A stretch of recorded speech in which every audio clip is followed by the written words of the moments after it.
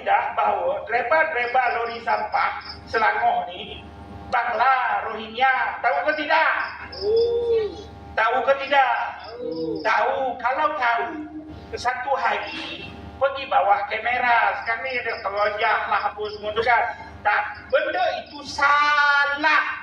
Daripada JPJ salah, akta immigration salah, akta apa yang kamu semua salah.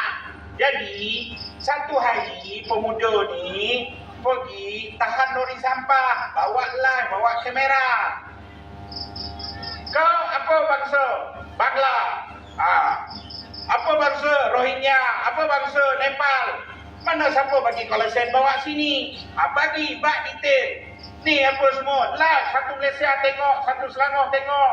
Bahawa kerajaan Selangor bersekongkol dengan penyalahan undang-undang. Sebarkan benda ini. Impet Menteri Besar. Faham tak faham? Faham tak faham? Kena buat. Kena buat benda itu. Jangan tengok. Ya kan?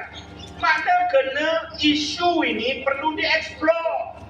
Jadi tuan-tuan, kepada semua penduduk, itu sebab sampah berterabur, itu sebab bila ambil itu depan rumah kita lah nak diasingkan kain, nak diasingkan itu semua sebab diorang ni dibayar gaji berapa?